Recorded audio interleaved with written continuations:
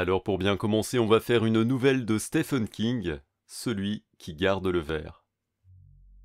Le 2 octobre 1850. Cher Bones, comme il fut bon en entrant dans le salon réfrigéré par les courants d'air de Chapelwaite, les os brisés par cette abominable carriole, la vessie dilatée par un besoin pressant, d'apercevoir sur l'obscène petite table de Mérisier, près de la porte, une enveloppe griffonnée à ta façon inimitable.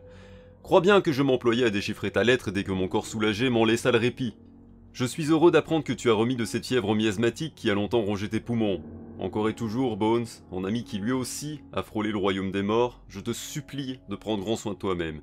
Et, tant que ton corps n'est pas guéri, de ne pas te risquer à revenir au Massachusetts. Ton esprit subtil et ta plume incisive ne peuvent nous être d'aucune utilité si tes pieds sont d'argile. Oui, la maison est aussi belle que me l'avaient laissé entendre les exécuteurs testamentaires de mon cousin, mais nettement plus sinistre. Elle est sise sur un énorme promontoire qui s'élève à 3000 au nord de Falmouth et 9 au nord de Portland. Elle tourne le dos à 4 acres de terre couvertes d'une jungle fantastique. Genévriers, vignes rabougris, buissons et diverses sortes de plantes grimpantes escaladant les pittoresques murs de pierre qui séparent le domaine du territoire municipal. Juchées sur des monticules, d'hideuses imitations de statues grecques tentent désespérément de percer du regard cette broussaille, semblant le plus souvent vouloir réserver un mauvais sort au premier qui passera. Apparemment, les goûts de mon cousin Stephen allaient de l'inacceptable au carrément effroyable. Il y a là un vilain petit pavillon d'été presque entièrement enfoui dans des fustaies écarlates et un grotesque cadran solaire dont le centre devait être tenu par un jardin. Mais on oublie tout cela dès qu'on pénètre dans le petit salon. D'ici j'ai un aperçu vertigineux sur les rochers au pied de Chapelwaite Head, et même de l'Atlantique. Une baie vitrée immense et ventrue donne sur ce spectacle, et près d'elle trône un énorme secrétaire en forme de crapaud. La journée a été maussade et ponctuée d'averses. Le paysage tel qu'il m'apparaît évoque une étude au fusain. Le roc vieux est fatigué comme le temps lui-même, le ciel et la mer qui s'abat contre le granit déchiqueté avec un fracas qui est plus une vibration qu'un son, et l'écho de chaque vague parvient à mes pieds, alors même que j'écris. La sensation n'est pas si déplaisante que ça. Je sais, mon cher Bones, que tu désapprouves mes habitudes solitaires, mais je t'assure qu'ainsi je me sens heureux et à mon aise. D'ailleurs, Calvin est avec moi, toujours aussi précieux, silencieux et digne de confiance. Je suis certain que d'ici à quelques jours, nous verrons plus clair dans nos affaires et aurons réglé nos problèmes d'approvisionnement en ville. Mobiliser aussi un escadron de femmes de ménage pour commencer à déblayer la poussière de cet endroit. J'en termine. Il me reste tant de choses à voir, de pièces à explorer, et j'imagine des milliers de meubles exécrables à découvrir pour la plus grande douleur de mes pauvres yeux. Encore merci pour cette bouffée d'air plus familier, apportée par ta lettre et par ta fidèle amitié. Et transmets à ta femme les sentiments affectueux que tous deux vous m'inspirez. Signé Charles. Le 6 octobre 1850. Cher Bones, quel endroit! Il ne laisse de me surprendre, non plus que le comportement des habitants du village voisin. C'est une étrange bourgade au nom pittoresque de Preacher's Corners. Calvin y a passé commande de nos provisions hebdomadaires, il s'y est aussi assuré que nous ne manquerions pas de bois cet hiver. Mais qu'elle en est revenue d'humeur sombre, et comme je lui en demandais la raison, il m'a répondu d'un air lugubre. « Il vous croit fou, monsieur Bone ?» Je lui dis en riant que peut-être ils avaient entendu parler de la fièvre cérébrale qui me terrassa après la mort de Sarah. Mais qu'elle rétorqua qu'on ne savait ici rien de moi dont mon cousin Stephen, qui allait s'approvisionner aux mêmes endroits que nous, n'eût été la source. Ce qu'on m'a dit, monsieur, c'est que quiconque vit à Chapelwaite est soit cinglé, soit promis à le devenir. Cette surprenante communication me laissa, comme tu le devines, assez perplexe, et je demandai à Cal de qui il la tenait. L'opinion avait été émise par un exploitant forestier, renfrogné et passablement abruti nommé Thompson, qui possède 400 acres de pins, de bouleaux et de sapins qu'il débite avec l'aide de ses 5 fils pour le compte des fabriques de Portland et des propriétaires du voisinage immédiat. Quand Cal, encore ignorant de ses étranges préjugés, lui avait indiqué en quel lieu il devait livrer le bois, ce Thompson, bouche bée, l'avait fixé de ses yeux, puis avait assuré qu'il chargerait ses fils de transporter le bois, au grand soleil et par bateau. Calvin, prenant ma stupeur pour de la consternation, s'empressa alors d'ajouter que l'homme empestait le mauvais whisky et qu'il s'était mis à marmonner toutes sortes de fariboles à propos d'un village abandonné du cousin de Stephen et de verre. Calvin régla donc l'affaire avec l'un des fils Thompson, lequel n'avait guère la laine plus fraîche. Il semble cependant que l'opinion émise par le bûcheron soit assez partagée dans Preacher's Corners, car lorsque Cal s'entretint avec le tenancier du bazar, elle lui revint sous des formes plus détournées. Je ne m'en suis pas fait pour autant, on sait comment les paysans se plaisent à agrémenter leur existence d'un soupçon de scandale et de mythe, et j'imagine qu'avec ce pauvre Stephen et cette branche de la famille, ils peuvent s'en donner à cœur joie. Comme je l'ai dit à Cal, un homme que la mort a emporté presque devant sa porte a tout pour alimenter la chronique. La maison elle-même est la source d'un étonnement de chaque instant. 23 pièces, Bones! Et les lambris qui ornent les étages supérieurs et la galerie des portraits sont patinés, mais encore superbes. Alors que je me tenais dans la dernière chambre qu'est occupé mon cousin, mon attention a été attirée par la cavalcade des rats derrière les cloisons. Et il devait être d'une belle taille, en juger par le bruit. Presque des pas, eût-on dit. Le ciel m'en garde en contréant. Pourtant, je n'ai remarqué ni trou ni déjection. La galerie supérieure est conduite par de mauvais portraits, dont les cadres doivent valoir une fortune. Certains évoquent Stephen, tel que je me souviens de lui. Et il me semble avoir repéré mon oncle Henry Boone et sa femme Judith. Je n'ai pu identifier les autres. Je suppose que l'un d'eux est mon illustre grand-père Robert, mais à mon grand regret, du côté de Stephen, la famille m'est complètement inconnue. Aussi médiocre qu'il soit, je retrouve dans ses portraits la lueur d'ironie qui brillait dans les lettres que Stephen nous adressait, à Sarah et à moi, et aussi l'éclat de sa très haute intelligence. Comme il faut parfois peu de choses pour briser une famille. Quelques papiers volés, quelques paroles cinglantes échangées entre des frères morts maintenant depuis 3 générations, et voici que pour en rien, leurs innocents descendants sont les uns pour les autres des étrangers. Souvent, je me réjouis de ce que toi et John Petty ayez réussi à prendre contact avec Stephen en un moment où je semblais si près de devoir suivre ma Sarah de l'autre côté, et je m'afflige du malheur qui me priva de cette rencontre. Les goûts de Stephen n'étaient certes pas les miens, mais noyés dans cette accumulation, il y a des pièces, la plupart d'entre elles se trouvant dans les chambres du haut, sous des housses de poussière, qui sont de véritables chefs-d'œuvre. J'admirais certains lits, des tables, de sombres et imposantes moulures en teck ou en acajou, et la plupart des chambres et des salles de réception. Le bureau d'en haut et le petit salon sont d'un charme ténébreux. Les planchers en sapin précieux distillent un éclat discret, et tout cela ne manque pas de cette dignité que confèrent les ans, et si je ne suis pas encore séduit, du moins en ai-je le respect. Je suis impatient de voir comment cet endroit va évoluer au fil des saisons que nous allons maintenant traverser. Mais j'anticipe. Écris-moi sans tarder, Bones. Parle-moi de ta santé, donne-moi des nouvelles de Petty et des autres. Ton ami affectionné, Charles. Le 16 octobre 1850. Cher Richard, salut, comment vas-tu? J'ai souvent pensé à toi depuis que je me suis installé ici à Chapelwaite, escomptant plus ou moins une lettre de ta part. Et voici que Bones m'écrit que j'ai négligé de laisser mon adresse au club. Crois bien que j'aurais de toute façon fini par te donner de mes nouvelles, tant il me semble parfois que je ne puis plus compter en ce monde que sur mes sincères et loyaux amis. Ah, Seigneur, comme nous voici dispersés. Toi à Boston, prêtant ta plume passionnée au Libérateur, auquel, incidemment, j'ai aussi envoyé mon adresse. Hanson toujours par Mont et par Vaux, présentement en Angleterre, et ce bon vieux Bones, parti soigner ses poumons. Ici, Dick, tout va aussi bien que possible, et je ne manquerai pas de te fournir un récit détaillé dès que certains événements m'en auront laissé le loisir. Il se passe à Chapelwaite et dans les environs des choses qui piqueraient sans doute ton esprit raisonnable. En attendant, j'ai, si tu le permets, une faveur à te demander. Te souviens-tu de l'historien que tu me présentas au dîner de bienfaisance de Monsieur Clary? Son nom était Bigelow. À un moment donné, il nous parla de sa passion pour le curieux folklore qui trouve son origine dans la région où j'habite désormais. Voici donc ce que j'attends de toi. Pourrais-tu lui demander s'il a eu vent de faits, de légendes ou d'une simple rumeur ayant trait à un village appelé Jerusalem Slot, non loin de Preacher's Corners, sur la Royal River? Cette rivière est un affluent de l'Androscoggin, qu'elle rejoint environ 11 000 en amont de son ancien lit, maintenant desséché, près de Chapelwaite. Je t'en serai reconnaissant, et d'autant plus que tu feras diligence. En relisant cette lettre, je m'aperçois que j'ai été un peu bref avec toi, Dick, et je m'en vois sincèrement désolé. Je te promets pour bientôt des explications plus complètes, et en attendant, reçois, ainsi que ta femme et tes 2 adorables fils, mes sentiments les plus affectueux. Ton ami, Charles. Le 16 octobre 1850. Cher Bones, j'ai une histoire à te raconter qui nous a paru à Cal et à moi bizarre, pour ne pas dire inquiétante. Dis-nous ce que tu en penses. Faute de mieux, elle aura peut-être le mérite de te distraire pendant que tu te bagarres contre les moustiques. 2 jours après l'envoi de ma dernière lettre, nous avons vu arriver de Corners 4 jeunes femmes placées sous la férule de Madame Cloris, une matrone au visage rébarbatif, avec pour mission de vaincre le désordre et d'ôter une partie de la poussière qui me faisait éternuer tous les 2 pas. Le moins qu'on puisse dire est qu'elle ne paraissait pas très à leur aise.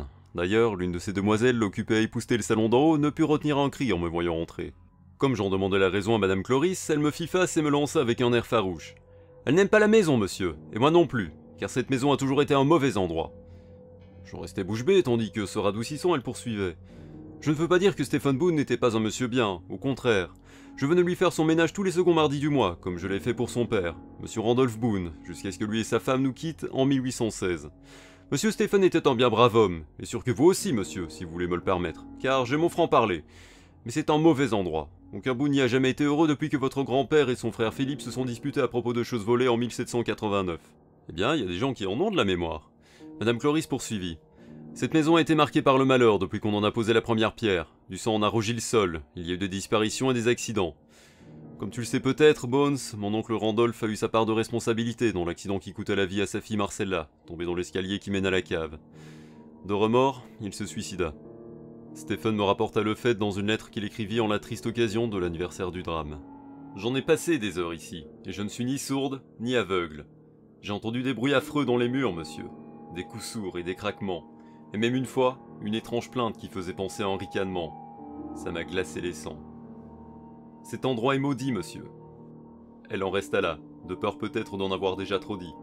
Quant à moi, je ne savais trop si je devais m'en offenser ou m'en amuser, l'inciter à la poursuivre ou la rappeler à la raison. Je crains que l'amusement ne l'ait emporté. Et de quoi s'agit-il à votre avis, Madame Cloris? De fantômes traînant leurs chaînes? Elle me regarda de travers. Il y a peut-être des fantômes, mais sûrement pas dans les murs. Ce ne sont pas les fantômes qui gémissent et sanglotent comme des damnés, qui font ces bruits dans l'obscurité. C'est... Allez, Madame Cloris, la pressai-je. Vous en avez déjà trop dit. Finissez maintenant. Son visage exprima tour à tour de la terreur, du ressentiment, et j'en jurerais, une superstition toute religieuse. Ils ne meurent pas tous, chuchota-t-elle. Certains vivent là-bas, dans les ombres crépusculaires, pour le servir, lui. Je n'en appris pas davantage, elle se renfrogna et refusa d'en dire plus. L'incident resta là, mais un second marqua l'après-midi suivant. Kelvin avait dressé un feu en bas et je m'étais installé dans la salle de séjour, somnolant sur un exemplaire de The Intelligencer tout en écoutant le bruit de la pluie que le vent rabattait sur la grande baie vitrée. Je ressentais ce bien-être que seul peut vous apporter une telle nuit, quand tout n'est que tristesse au dehors et que la chaleur et le confort vous protègent. Soudain, Cal parut à la porte, visiblement excité. « Dormez-vous, monsieur » demanda-t-il. « Presque. Que se passe-t-il »« Vous devriez venir voir ce que j'ai trouvé là-haut. » Je me levai et le suivis. Dans le grand escalier, Kelvin me dit « J'étais dans le bureau en train de lire un livre, un curieux ouvrage, ma foi, quand j'entendis des bruits dans le mur. Des rats, je suppose. » Il s'arrêta sur le palier, me regardant avec gravité. La lampe qu'il tenait à la main projetait des ombres inquiétantes qui jouaient sur les sombres tentures et sur les portraits dont l'obscurité transformait les sourires en rictus. Au dehors, le vent poussa une brève plainte avant de s'apaiser en grognant. « Pas des rats, dit Cal. Il y a eu des coups sourds, des sons étouffés derrière la bibliothèque, puis un horrible gargouillis. Ensuite, j'ai perçu un raclement, comme si quelque chose essayait désespérément de sortir, de m'attraper. Tu imagineras sans peine ma stupéfaction, Bones. Kelvin n'est pas du genre à se laisser abuser par des hallucinations. Je commençais à croire qu'il y avait en effet quelques mystères là-dessous, un mystère plutôt effrayant.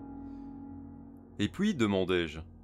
Nous avions traversé la grande salle, et devant moi maintenant, la lumière du bureau inondait le plancher de la galerie. Une certaine nervosité me gagna. J'avais perdu le sentiment de paix qui avait enchanté ma soirée. Le raclement cessa. Ensuite, les bruits sourds reprirent, et j'entendis comme des bruits de pas s'éloignant de moi. Il y eut un instant de répit, puis, j'en jurerais, une sorte de rire à peine audible. Je m'approchai de la bibliothèque et exerçai sur elle une poussée, pensant que peut-être elle pivoterait ou bien cacherait une porte secrète. Eh bien, y a-t-il un passage ? Cal s'immobilisa devant la porte du bureau. Non, mais j'ai découvert ceci. Nous entrâmes. À gauche, les étagères abritaient une niche sombre et carrée. Les livres qui la dissimulaient étaient factices. À la lueur de ma lanterne, je ne décelai rien d'autre qu'une épaisse couche de poussière, vieille sans doute de plusieurs décennies. Voilà tout ce que j'ai trouvé, me dit tranquillement Cal en me tendant un parchemin jauni. Il s'agissait d'une carte finement dessinée à l'encre noire, le plan d'une ville ou d'un village. Quelques 7 bâtiments y figuraient et sous l'un d'eux, nettement couronné d'un clocher, étaient inscrits ces mots. Le ver qui corrompt. Dans le coin supérieur gauche, qui devait correspondre au nord-ouest du petit village, une flèche indiquait les directions de Chapelwaite. En ville, monsieur, me déclara Calvin, un personnage plutôt superstitieux m'a parlé d'un village abandonné du nom de Jerusalem Slot. C'est un endroit qu'il préfère éviter. Et ceci, demandai-je en désignant la curieuse légende sous le clocher. Je ne sais pas.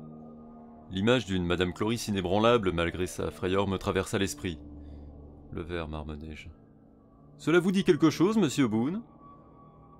Peut-être. Il serait amusant d'aller y faire un tour dès demain, vous ne croyez pas, Cal ? Il acquiesça, les yeux brillants. Ensuite, nous passâmes près d'une heure à sonder les murs autour de la niche, mais en vain. Aucun des bruits que Cal m'avait décrits ne se fit plus entendre. L'aventure en resta là pour cette nuit.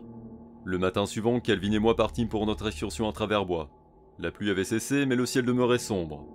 Ayant remarqué les coups d'œil dubitatifs que me lançait Cal, je m'empressai de l'assurer que si la marche devait par trop me fatiguer, je n'hésiterais pas à décider d'une halte. Nous nous étions munis d'un pique-nique, d'une boussole et bien sûr de l'étrange et vieille carte de Jerusalem Slot. Il régnait une atmosphère pesante et singulière. Pas un oiseau ne chanta, pas le moindre animal ne détala sur notre passage tandis que nous traversions en direction du sud-ouest les épaisses plantations de sapins. Seul parvenait à nos oreilles le bruit de nos pas et celui de l'Atlantique, partant inlassablement à l'assaut des rochers. L'odeur de la mer, incroyablement dense, nous accompagna tout le long du chemin. À peine avions-nous franchi 2000 que le chemin disparaissait sous les branchages, pour devenir ce que l'on appelait autrefois une route fascinée. Comme elle suivait notre direction, nous décidâmes de l'emprunter. Nous parlions peu. L'air, lourd de menaces, interdisait toute quiétude à nos esprits. Vers 11 heures, le fracas d'un torrent attira notre attention. Le chemin tourna brusquement à gauche. Là, de l'autre côté de la petite source bouillonnante au reflet d'ardoise, telle une apparition, surgit Jerusalem Slot. Un petit pont couvert de mousse enjambait le ruisseau large d'environ 8 pieds. Tu ne peux imaginer, Bones, de plus parfait petit village que celui que nous aperçûmes sur l'autre rive. Le temps, bien sûr, y avait fait son œuvre, mais il était étonnamment bien conservé. Les quelques maisons rassemblées près de la berge escarpée répondaient pleinement aux exigences d'austérité qui ont fait le renom du style puritain. Plus loin, le long d'une rue envahie par les mauvaises herbes, subsistaient les vestiges de quelques magasins, et plus loin encore, s'élevait dans le ciel gris la flèche de l'église indiquée sur la carte. Elle était sinistre au-delà de toute description, avec sa croix penchée dont les couleurs ternes s'écaillaient. « La ville porte bien son nom », me glissa Cal. Nous franchîmes enfin le petit pont et nous mîmes à inspecter les lieux. C'est ici que l'histoire devient stupéfiante. Nous marchâmes entre les bâtisses sous un soleil de plomb. Elles tombaient en ruine, volets arrachés, toits défoncés par le poids des neiges hivernales, méchantes fenêtres poussiéreuses. Les ombres jetées par les angles gauchis et les encoignures difformes semblaient se rejoindre en de sinistres flaques. Nous visitâmes pour commencer une vieille taverne pourrissante. Au-dessus de la porte fracassée, une enseigne usée par les ans annonçait que nous entrions à l'auberge du cochon sauvage. La porte fit un bruit de tous les diables en pivotant sur son unique gonds, et l'obscurité nous engloutit. Un entêtant relent de pourriture et de moisie flottait dans l'air. Mais bientôt, venu du fond des âges à la fois ténue et pestilentielle, nous enveloppa une autre odeur. Une odeur de décrépitude vieille comme le temps. Une telle puanteur eût pu provenir de sépultures putréfiées ou de tombes violées. Ayant porté un mouchoir devant notre nez, Cal et moi nous mîmes à examiner l'endroit. « Bon sang !» proféra Cal défaillant. « Tout est resté intact, complétai-je. » Poussiéreuse, gondolée par les brusques variations de température dont la Nouvelle-Angleterre est coutumière, mais pour le reste en parfait état. La pendule était entourée de tables et de chaises qui en semblaient les fantomatiques gardiens, comme si, tout au long des décennies nostalgiques et silencieuses, elles avaient attendu le retour des clients d'autrefois. Près du règlement de la taverne était accroché un petit miroir carré, pas même brisé. Comprends-tu ce que cela signifie, Bones? Rien n'échappe à la curiosité et à l'instinct destructeur des enfants.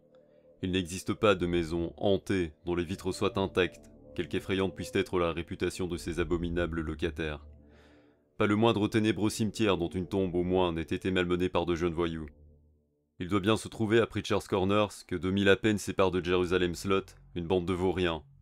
Seule l'aveugle nature avait fait subir à Jerusalem Slot ces outrages. La conclusion s'imposait. On fuit cette ville comme la peste. Pourquoi? J'ai mon idée là-dessus, mais avant d'oser l'avancer ici, il me faut te décrire le troublant dénouement de notre expédition. Nous montâmes jusqu'aux chambres. Les lits étaient faits, et près d'eux étaient soigneusement disposées des cruches en étain. Si l'on oubliait la poussière accumulée par les ans et l'affreuse puanteur due à la décomposition, on était pareillement frappé par l'ordre qui régnait dans la cuisine.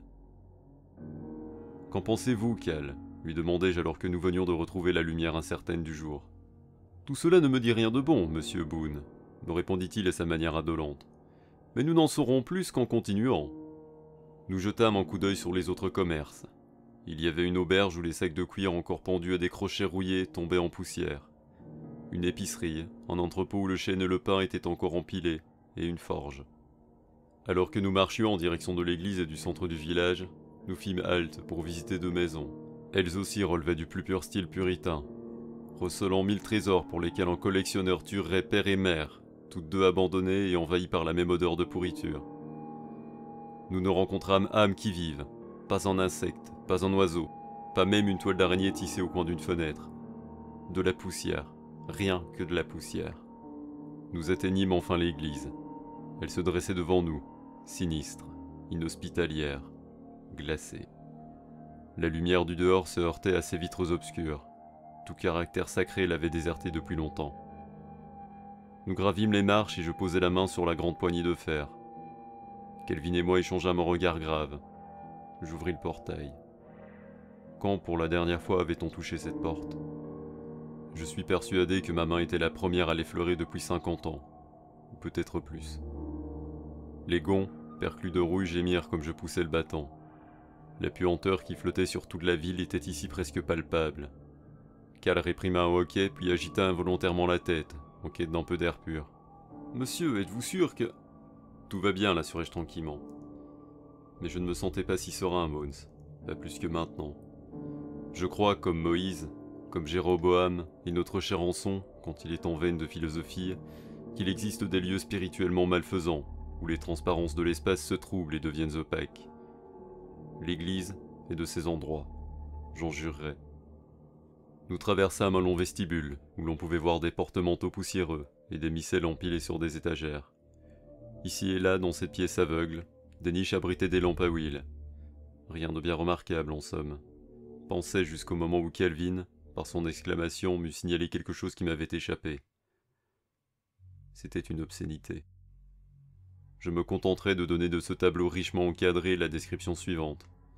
Les chairs étaient représentées avec la générosité propre au style de Ruben. Y figurait une grotesque caricature de la Madone à l'enfant.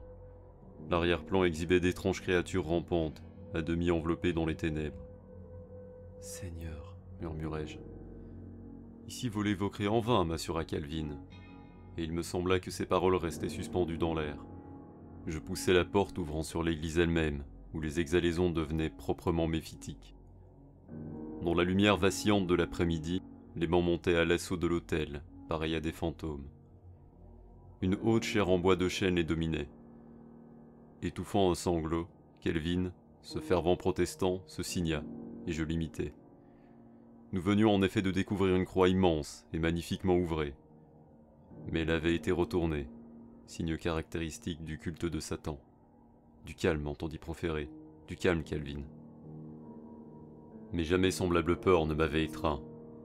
Pour avoir frôlé la mort de très près, il m'avait semblé que rien d'aussi terrifiant ne se pouvait vivre. Mais si, il y avait pire encore. Nous arpentâmes le bas-côté, emplissant l'église du bruit de nos pas. La poussière garda l'empreinte de notre passage, et le cœur recelait d'autres maléfiques objets d'art. J'entrepris de monter au sommet de la chaire. « Ne faites pas ça, monsieur Boone !» hurla Cal. « J'ai peur !» Mais c'était fait. Un énorme livre était ouvert sur le pupitre, rédigé aussi bien en latin qu'en indéchiffrables runes, qui, pour le profane que j'étais, pouvait évoquer la langue des druides ou le vieux gaélique. Tu trouveras ci-joint, sur une note, certains des symboles que j'ai pu reproduire de mémoire. Je fermai le livre et lus ces mots gravés sur le cuir. De vermis mysteris. Quoique rudimentaire, mon latin me permit de traduire les mystères du ver. Aussitôt, cette église maudite et le visage bouleversé de Calvin se brouillèrent devant mes yeux. Mes oreilles s'emplirent de chants psalmodiés d'où suintait une peur à la fois intense et hideuse, puis plus profond monta un autre son, venu des entrailles de la terre. Une hallucination, je n'en doute pas. Mais au même moment, un autre bruit, bien réel, ébranla l'église que je comparerais à un énorme et macabre pivotement sous mes pieds. Et la chair et la grande croix impie en tremblèrent. Cal et moi prîmes la fuite, abandonnant l'endroit à ses ténèbres, et nous n'osâmes pas le moindre regard en arrière avant d'avoir franchi le petit pont de bois. Je mentirais en prétendant que nous avons flâné. Voici donc l'histoire. N'imagine pas que je suis à nouveau en proie aux fièvres, Cal pourra confirmer chacune de ces lignes, y compris celle où j'évoque le bruit d'eux. Avant d'en terminer, laisse-moi te dire combien je souhaite te voir, sachant que toute ma confusion s'évanouira sur l'instant, et que je demeure ton ami et ton admirateur. Charles. Le 17 octobre 1850. Messieurs, dans la dernière édition de votre catalogue d'articles ménagers, été 1850, figure un produit vendu sous le nom de Morura. Je voudrais vous en commander une boîte de 5 livres au prix indiqué de 30 cents, si joint les frais de poste. Veuillez adresser le colis à Calvin McCann, Chapelwaite, Preacher's Corners, Cumberland County, Maine. En vous remerciant par avance, votre dévoué Calvin McCann. Le 19 octobre 1850. Cher Bones, l'affaire prend une tournure pas très rassurante. Les bruits dans la maison ne font qu'amplifier et j'en suis venu à penser que les rats n'en sont pas les seuls responsables. Calvin et moi avons, en vain, tenté de découvrir de nouvelles niches ou passages secrets. Cependant, Cal affirme que la plupart des bruits émanent de la cave et nous irons l'explorer demain. Quand je songe que la sœur du cousin Stephen trouva la mort en y descendant, je ne me sens pas très fier. À propos, son portrait est accroché dans la galerie d'en haut. Si l'artiste l'a rendu fidèlement, Marcella était une bien jolie personne. Et pourtant, je sais qu'elle ne s'est jamais mariée. Parfois je pense que Madame Cloris a raison de dire que cette maison est maudite. Elle n'a certainement voulu que du malheur à ceux qui l'ont habitée. Mais il me faut revenir sur cette redoutable Madame Cloris, car aujourd'hui j'ai encore eu une seconde conversation avec elle, à l'issue d'un incident plutôt pénible que je vais te relater. J'ai été la trouver cet après-midi comme étant la personne la plus sensée de Corners, du moins à ma connaissance. J'attendais le bois pour ce matin, mais comme à midi il n'était toujours pas livré, j'ai décidé de prendre la ville pour but de ma promenade quotidienne. Mon intention était de rendre visite à Thompson, l'homme avec qui Cal avait conclu l'affaire. C'était une belle journée, pleine des miroitements de la lumière d'automne, et au fil du chemin qui me conduisait à l'exploitation de Thompson, Cal, qui était resté à la maison pour examiner plus avant la bibliothèque du cousin Stephen, m'avait indiqué la route à suivre, je me sentis pour la première fois depuis plusieurs jours d'excellente humeur, au point d'avoir par avance excusé le retard du marchand. Les bâtiments vétustes devant lesquels je parvins après avoir traversé un enchevêtrement d'herbes folles avaient besoin d'un bon coup de peinture. À gauche de la grange, une énorme truie, à point pour l'abattage de novembre, se vautrait en grognant dans la fange. Dans la cour malpropre qui séparait la maison des dépendances, une femme vêtue d'une misérable robe de guingamp tirait de son tablier le grain qu'elle jetait au poulet. Lorsque je la saluai, elle tourna vers moi son visage blême et sans charme. Je ressentis une sorte de jouissance à voir s'inscrire sur sa trait imbécile et inexpressif la marque d'une terreur panique. Je suppose qu'elle dut me prendre pour Stephen lui-même, car elle croisa les doigts comme pour éloigner le diable et se mit à hurler. Tout le grain se répandit sur le sol et la volaille s'éparpilla en caquetant. Je n'avais pas encore ouvert la bouche qu'une espèce de gros lourdeau en maillot de corps émergeait pesamment de la maison, un fusil de chasse dans une main et un cruchon dans l'autre. À ses yeux injectés de sang et à ses démarches vacillantes, je présumais qu'il s'agissait de Thompson, le bûcheron en personne. « En Boone !» rugit-il. « Allez vous faire voir !» Il envoya rouler le pichet et lui aussi fit le signe. Je suis venu ici, dis-je sur un ton aussi égal que me le permettaient les circonstances, parce que mon bois s'y trouve encore. D'après l'accord que vous avez passé avec mon intendant, et qu'il aille se faire voir aussi, que je vous dis. C'est alors que je me rendis compte que ces airs arrogants et menaçants cachaient un homme mort de peur. Je commençais à me demander sérieusement si, dans son état de surexcitation, il n'allait pas finir par faire usage de son arme. Ne serait-ce que par courtoisie, vous pourriez, fis-je prudemment, allez vous faire voir avec votre courtoisie. Parfait, en ce cas, dis-je avec un effort de dignité, bien le bonjour en attendant que vous ayez retrouvé votre calme. Sur ces mots, je tournai le dos et repris la route du village. Et remettez plus les pieds ici, hurla-t-il. Bougez de cet endroit maudit. Arrière, arrière, arrière. Il me jeta une pierre qui m'atteignit à l'épaule. Je ne lui aurais pas fait le plaisir de l'esquiver. Je me mis donc en quête de Madame Cloris, résolu à éclaircir le mystère que constituait pour moi l'hostilité de Thompson. Elle est veuve et vit seule dans une ravissante maisonnette à 2 pas de l'océan. Je la surpris en train d'étendre du linge et elle sembla sincèrement contente de me voir. J'en éprouvai un grand soulagement. Il est humiliant au-delà de toute expression d'être traité comme un paria sans en comprendre la raison. « Monsieur Boone, fit-elle en esquissant une révérence, si vous venez pour du lavage, je n'en prends plus passer septembre. Le mien suffit largement à mes rhumatismes. J'aurais préféré que le lavage fût en effet l'objet de ma visite. Mais je viens vous demander de l'aide, Madame Cloris. Il faut que vous me disiez tout ce que vous savez à propos de Chapelwaite et Jerusalem Slot, et pourquoi les gens du pays n'éprouvent que peur et méfiance à mon égard. Jerusalem Slot? Alors vous savez? Oui, Calvin et moi y avons été voici une semaine. Mon Dieu! Elle chancela, soudain pâle comme une morte. Je tendis le bras pour la soutenir. Ses yeux étaient révulsés et en un instant j'ai cru qu'elle allait s'évanouir. Madame Cloris, je suis navré si j'ai dit quelque chose qui... Entrez, souffla-t-elle. Il faut que vous sachiez. Seigneur Jésus, les temps maudits sont de retour. Elle ne voulut rien ajouter avant d'avoir préparé du thé bien fort dans sa cuisine ensoleillée. Quand il fut servi, elle laissa son regard s'attarder pensivement sur le spectacle de la mer. Comme il était fatal, ses yeux et les miens furent attirés par le promontoire de Chapelwaite Head. Là-haut, la maison faisait face à l'océan. La grande baie vitrée scintillait comme un diamant dans les rayons du soleil couchant. Le tableau était magnifique, mais étrangement troublant. Brusquement, Madame Cloris se tourna vers moi et avec véhémence me déclara « Quittez Chapelwaite immédiatement, Monsieur Boone !» J'en restai abasourdi. « Ça sent le soufre depuis que vous vous y êtes installé. Toute la semaine dernière, depuis que vous avez mis le pied dans cet endroit maudit, les signes de mauvais augure se sont multipliés. La lune est dans l'eau, des flopées d'engoulevent ont envahi les cimetières. Un enfant monstrueux est né, vous devez partir !» Lorsque l'usage de la parole me fut revenu, je répondis avec tout le calme dont j'étais capable. « Ce sont des histoires à dormir debout, Madame Cloris, et vous le savez très bien. Et que Barbara Brown a donné naissance à un bébé sans yeux, je l'ai rêvé?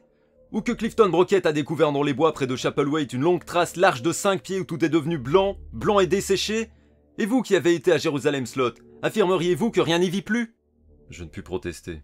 L'épouvantable scène de l'église se déroulait à nouveau devant mes yeux. Elle pressa l'une contre l'autre ses mains déformées pour essayer d'apaiser ses nerfs. « Tout ce que je sais me vient de ma mère, qui elle-même le tenait de la sienne. Connaissez-vous ce qui se rapporte à Chapelwaite dans l'histoire de votre famille ? Vaguement, répondis-je. Les descendants de Philip Boone habitent la maison depuis les années 1780. Son frère Robert, mon grand-père, émigra au Massachusetts à la suite d'une dispute concernant des papiers volés. Je ne sais pas grand-chose de la branche issue de Philippe, si ce n'est qu'elle a toujours été marquée par un sort contraire. Marcella perdit la vie dans un tragique accident, et voici qu'un semblable destin vient de frapper Stephen. Son désir était que je m'installe avec les miens dans la maison et qu'un point final soit ainsi mis à cette longue brouille. Jamais, ce ne sont pas des choses qu'on efface, jeta-t-elle dans un souffle. Vous ne connaissez donc pas l'origine de la dispute ? Robert Boone fut surpris en train de forcer le bureau de son frère. Philip Boone était fou, dit-elle. Cet homme pactisait avec le diable. Ce que Robert Boone tentait de subtiliser était une Bible impie rédigée en langues anciennes, en latin, en gaélique, en d'autres, en livres démoniaques. De vermis mysteris. Elle vacilla. Comment savez-vous ? Je l'ai vue et touchée même. Elle sembla de nouveau sur le point de s'évanouir, puis porta la main à sa bouche, comme pour étouffer un cri. Oui, à Jerusalem Slot, sur la chaire d'une église souillée et profanée. Il y est toujours alors. Il y est toujours. Elle s'agita sur sa chaise. J'espérais que Dieu, dans sa grande sagesse, l'avait confié au feu de l'enfer. Et qu'avait donc à voir Philip Boone avec Jerusalem Slot ? Il y était lié par le sang, affirma-t-elle sombrement. La bête l'avait frappé de son empreinte, même s'il présenta aux autres le visage de l'agneau. C'est pendant la nuit du 31 octobre 1789 que Philip Boone disparut, et avec lui, toute la population de ce village maudit. C'est tout ce que je pus en tirer. D'ailleurs, elle ne semblait pas en savoir davantage. De nouveau, elle me supplia de partir, prétextant que le sang appelle le sang, puis marmonna je ne sais quoi à propos de ceux qui guettent et ceux qui veillent. Elle montrait une agitation croissante à mesure que la nuit approchait, et pour l'apaiser, je lui promis de méditer ses paroles. Je repris le chemin de la maison parmi les ombres étirées par le soir. Ma bonne humeur s'était envolée, et dans ma tête tourbillonnaient 1000 questions, qui me hantent encore. En guise d'accueil, Calme apprit que les bruits dans les murs ne faisaient qu'amplifier. Et la lune est suspendue au-dessus des eaux, pleine, boursouflée, et jette sur l'océan des lueurs sanglantes et malsaines. Le souvenir de cette église me harcèle une fois de plus, et ici une ligne a été raturée. Mais mieux vaut te faire grâce de ceci, Bones, c'est trop fou. Il est temps que j'aille dormir, je crois. Je pense bien à toi. Amitié, Charles. Ce qui suit est un extrait du journal de Calvin McCann, le 20 octobre 50. Ai pris ce matin la liberté de faire sauter le fermoir du livre. L'ai fait avant le réveil de Monsieur Boone. Peine perdue, tout est en langage chiffré. Un code plutôt simple, il me semble. Je reviendrai peut-être aussi facilement à bout que du fermoir. C'est un journal, j'en suis sûr, et l'écriture me rappelle étrangement celle de Monsieur Boone lui-même. Qui donc a rangé ce livre dans le coin le plus obscur de la bibliothèque ? Il paraît vieux, mais comment savoir, ces pages ont été préservées des outrages du temps. Bien plus tard, si le temps existe. Monsieur Boone s'est mis en tête d'inspecter la cave. Espérons que sa santé toute neuve résistera à ces événements. Je dois essayer de le convaincre, mais le voilà. Le 20 octobre 1850. Bones, je ne peux écrire, je ne peux... Sick, pas en parler encore, je... Extrait du journal de Calvin McCann. Le 20 octobre 1850. Comme je le craignais, sa santé n'a pas résisté. Oh mon Dieu. Notre Père qui êtes aux cieux, cette pensée m'est insupportable, mais elle est là, lancinante, gravée à jamais dans ma mémoire, une telle monstruosité dans la cave. Suis seul, 8h30, la maison est silencieuse, mais... Je l'ai découvert, sans connaissance, affalé sur son secrétaire. Il dort toujours, et pourtant, sur l'instant comme il se comporta vaillamment tandis que je restais paralysé, anéanti. Sa peau est fraîche, cireuse. Dieu soit loué, il n'a plus de fièvre, et je n'ose pas le transporter ni l'abandonner pour aller au village. Et si je me rendais, y aurait-il quelqu'un pour accepter de lui venir en aide ? Qui donc pénétrerait dans cette maison maudite ? Ah, cette cave, ces choses dans la cave qui hantent nos murs. Et donc voilà, c'est déjà la fin de la première partie de cette nouvelle. J'ai essayé d'arriver à peu près à la moitié, et c'est parfait, on est à 30 minutes de vidéo, format que j'aimerais bien essayer de garder. Et également, c'est la première fois que je fais ce genre d'exercice, ce genre de lecture, ce genre de vidéo. Donc si jamais il y a quoi que ce soit qui vous a dérangé ou au contraire fait plaisir, n'hésitez pas à me le faire savoir, ça me ferait également plaisir. Donc lâchez-vous dans les commentaires. Et également, si vous avez des propositions à faire, que ce soit des musiques ou des nouvelles, n'hésitez pas à me le faire savoir, je suis ouvert à toute proposition. Et donc voilà, c'est la fin de cette vidéo, j'espère que ça vous a plu, on se retrouve prochainement, et en attendant, passez une excellente journée ou une très bonne soirée, et à la prochaine.